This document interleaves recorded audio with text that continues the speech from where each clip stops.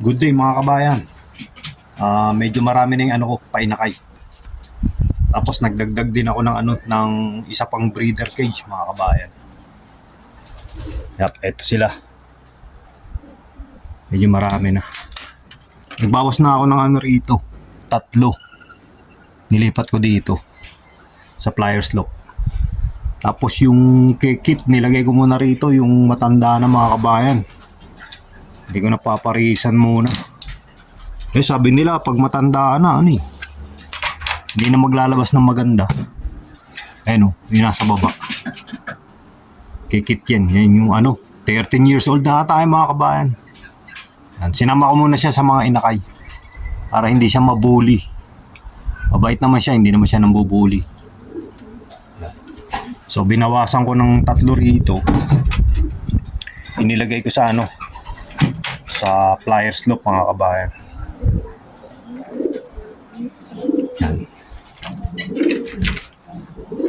Yan mga kabayan.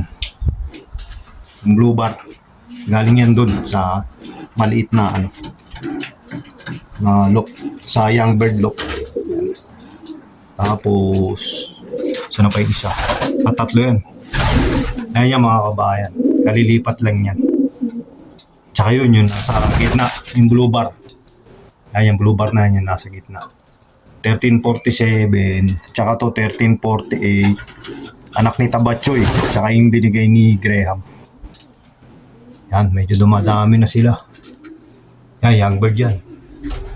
Tsaka yan, mga puti ang singsing.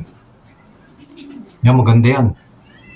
Yung nasa taas, yan, kay John Hope galing na. Sabi niya, pagpa-racing ko raw yung galing sa kanya. Yung puti na yan, na hindi ko alam kung anong tawag sa kulay na ganyan mga kabayan. Tapos yung isang yung lalaki, checker yun mga kabayan. Ito ata yun, may tama yan eh. Ay hindi yan. Iba yung singsing yan, kulay green na singsing. Ito ata mga kabayan. Yan pagka so bakante na yung yung kit. Tinanggal ko na yung hen, nilagay ko muna sa mga young bird. Baka sila yung pagpa-racing ko na. Ayun, nasa taas yung puti. Tsaka, ito ata ay mga kabayan, yung namamaraw. Be-verify ko rin. Checker din kasi yun. Checker ang kulay. Ayan, young bird yan. Tapos to, young bird din yan. Ito, young bird. Anong unang anak ni Tabachoy? Nabugok yung isang itlog. Ayan. Ito sila sila aswangit.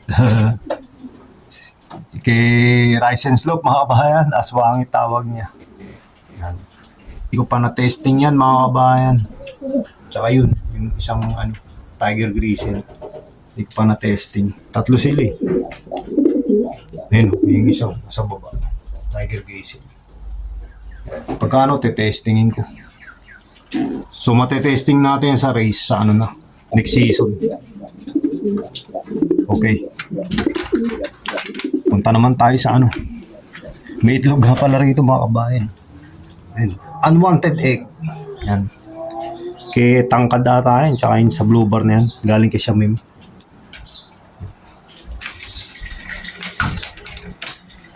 So ayun yung nilipat ko ngayon. Lalagyan ko ng date mamaya mga kabayan. 1327, 1348, tsaka 1347. Yan, bali 3 nilipat ko ngayon sa flyers. Tingnan naman natin na dito. Sila Tabachoy. Ito yung anak ni Tabachoy mga kabayan. Yan. Kapares ni Boy Negro. Laki ng katawan. Naglabas sila ng ng Dan.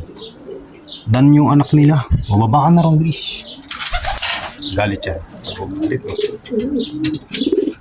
Dan yung anak niya. Isa, tinanggal ko kasi yung isang itlog nun. Pero may itlog na ulit dalawa. Ayun, Dan. Tatago. Oops. Tatago. Ayun, sa likod. Ayun, Dan siya eh. Dan yung kulay. Naglabas ng Dan, kaparehas ni katulad ni Boy B. Dan ang nilalabas.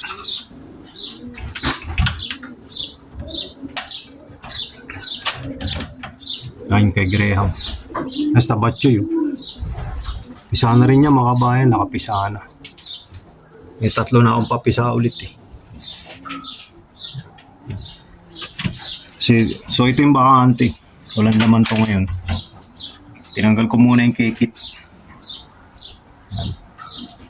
Baking kay John Hope ang ilagay ko rito. Tapos ito namisa na rin. Naunang namisa ito eh. Isa lang. Tinanggal ko kasi rin yung isang itlog eh. Pero okay lang. Siguro i-break ko na to mga kabayan. Last na to. Third clutch. Pati si Tabatchoy. Siguro i-break ko na rin si Tabatchoy. Baka malaspag sila eh. Yan. Hindi ko na sila paano eh. Paiitlogin. So i-break ko na sila. Kasi di ba tama naman yun, di ba mga kabayan? Tsaka ano rin. Sabi ni paring Jay, hanggang 3 lang tapos break na. Maglagay na ng panibagong pares. So meron pa naman ako mga reserva eh, dito sa Pliers Lock. Sila yung mga ipapalit ko sa i-break ko. So katulad dito mga kabayan, bagong pares. Naglagay ako na ano. Ayun yung dinagdag kong breeder cage mga kabayan. Yan, sinecure ko dito. Itong cage na to binigay ni paring Jay. So, shoutout sa'yo paring Jay. Thanks so much sa binigay mong breeder cage.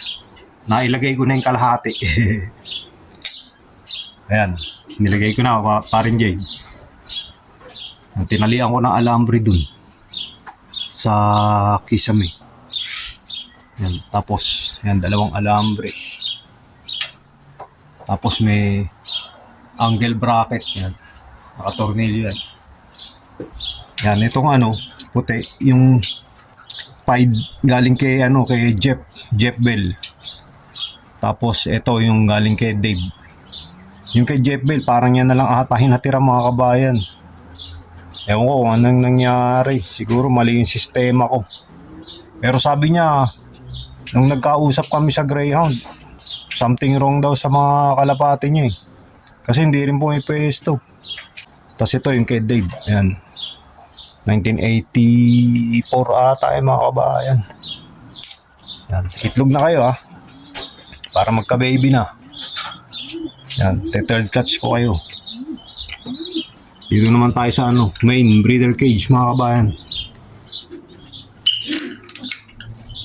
Ito pwede nang iwalay. Yan, talo si Boy Negro dito mga kabayan. Ito ang mga talagang negro. Yan. Talo si Boy Negro dyan. Yan talaga maiitim. Ang magulang yan, eto. Galing kay Anton. Good gear daw yan, good gear. Ayun yung nanay, naglilimlim. Yan. Ito, na Christmas tree kay Boy B. Ito yung kapares niya. Yung inakay nila ron sa loob mga kabayan, galing kay Tabatchoy yan. Dilipat ko. Yan, pasok tayo. Ang dami na. Nag-itlogan na rin mga kabayan. Ito si Stick tsaka si Blue. May itlog, 2. Tapos yung inakay nila maliit pa. Blue bar, mukhang babae yan. Ito si Checker. Hi Checker. May 2 itlog si Checker. Pero ang lalaki ng nilabas nila mga kabayan. Matatangkad. Hindi rito eh. Hindi maganda ikarera dito sa Canberra yung malalaki mga kabayan. Pero susubukan natin. Yan, tatangkad So pagka napisa na tong itlog ni Checker, lumaki na yung mga inakay. I-break ko na sila mga kabayan. Yan, tik. Ang tapang, tik Si Blue matapang din eh. Ito kay paring Jay. Yung 2 na ulit sila. Yung 2 ando na sa Young Bird Lock. Ito yung anak na itong 2 nando doon na rin. Good year din to mga kabayan. May itlog na sila. Ito si Boy B. Walang wala siyang dan. Normal na blue bar lang yung nilabas ngayon. Yung unang anak niya binigay natin kay Shamim. ng blue bar eh. Blue bar oh. Ewan ko lang isa. Mukhang kulay yung isa. Hindi ko pa nakikita eh. Blue bar din mga kaba. Uy, mukhang. Tingnan natin yung dulo ng pakpak. Alam, madaling makilala kung dan yung kulay. Uy, mukhang dan to mga kabayan. Hindi ako sure. Oh, hindi pa sure. Pero blue bar yan. Dalawa. Uy, yan, tapos ito yung yun nga, yung binigay ni Anton na Goodyear. Yan yung nanay. Ito yung anak, dalawang negro. Talo si negro mga kabayan, dark chick. Talo si negro dyan. Yan. Ayos. Dami na. Yung automatic feeder natin mga kabayan, gamit na gamit. So, ang laking tulong din ng automatic feeder. Tuwing hapon, tuwing tanghali, hindi na kailangan maglagay. Kasi nakikisuyo ako sa misis ko eh. Pero, so since may automatic feeder na kahit hindi na maglagay, pantawid gutom mga kabayan. So pagdating ko ng mga 4:30, saka na ako naglalagay ng patuka talaga. Yung automatic feeder. So ay patuka din naman sa automatic feeder, pang emergency nila. Pag nagutom sila ng tanghali kasi nasa work ako. So ang nilalagay ng misis ko, tubig na lang mga kabayan. Dito. Nire-refill niya na lang tong tubig. Yan. Dalawa yun. Ayun pa yung isa. Ayos. Last clutch mo na yan. Checker ha. Ang lalaki ng nilabas nyo. Yung isa yung babae mo maliit. Yan. Yung lalaking tangkad. Pero tingnan natin kung i-race natin sila. Lalaban natin yan. Ilalaro natin. So, tinuruan ako ni Paring G kung paano magpatuka. Kung ano yung ipatutuka, mga kabayan. Yun nga pala, congratulations kay Paring J. Nakapagpauwi siya 650 kilometers, mga kabayan. Ang galing. Ang galing ni Paring J. So, sana matutunan ko rin yung sikreto mo, Paring J. Galit siya na, yan tapang. Ayos, negro. Talo nyo si Boy Negro. Lilipat ko na kayo. Lipat ko na silang mamaya, mga kabayan. Doon sa Young Bird Lock. So, okay na mga kabayan. Tapos sa next Monday, hindi bukas, pipick up ako ng patuka mga kabayan. Kay Anton, umorder ako. 2 breeder mix, tsaka isang molting mix. Tapos may bibigay siya sa atin na 2 ulit mga kabayan. Hindi ko pagpaparisin yun. O ang plano ko, hindi ko pagpaparisin. Paparisan ko ng iba. Kukuha ako sa Flyers Loop mga kabayan. So karagdagang breeder, gagawin kong third clutch to mga kabayan. Para maubos na natin sing-sing natin mga kabayan. Ang dami pa eh. So ito 14 to eh. 14, 15, 16, 17, 18, 19, 20, 21, 22, 23, 24, 25, 26, 27 pa mga kabayan. Ang dami pa. Tapos yung sponsor na kulungan nga pala na ginagawa ni Graham mga kabayan. Na-assemble ko na yung flooring. Tingnan natin. Ay, hindi ko nasarado mabuti. Sarado natin. Yan, nagawa ko na eh. Natapos ko kagabi lang mga kabayan. Natapos ko kagabi. Yan. Yan na mga kabayan. So pinicturean ko. Tapos sinend ko kay Graham. Natuwa si Graham. Okay daw. Nasunod ko raw yung niya. Yung instruction. Yan. Ayos. So ito puputulin ko na lang Puputulin ko na lang yan. So dito nakaharap yan mga kabayan. Dito nakaharap. Ayos. So dyan nakaharap. Nandyan sa puno nakaharap yan. Tapos ito yung ano, yung isang plier lock. Bibili pa ako ng isang pad mga kabayan. Yan. Ayos. Natuwa si Graham kasi nasunod ko rin yung instruction niya. So kahit papaano marunong din tayo magpukpok mga kabayan. Kahit mekaniko lang tayo, pero marunong din tayong magkarpentero kahit papaano.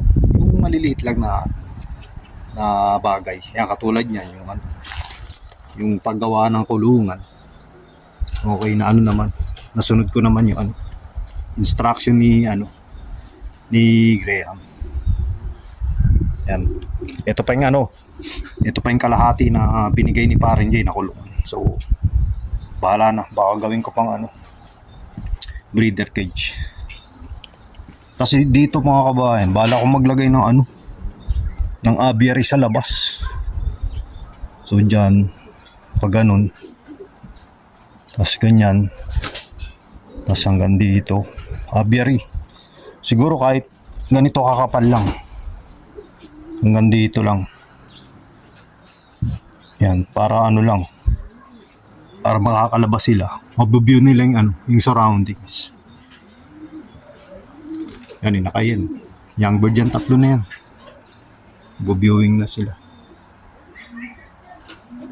Ayos. Okay na mga kabayan. So, merong isang naligaw mga kabayan. Sundutin natin. Nakalabitin natin. Yan.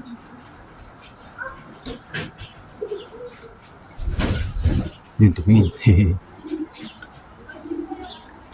Okay na mga kabayan. So, yun lang muna sa ngayon mga kabayan. Please like, subscribe, and comment. Kita-kits ulit sa susunod na vlog. Salamat!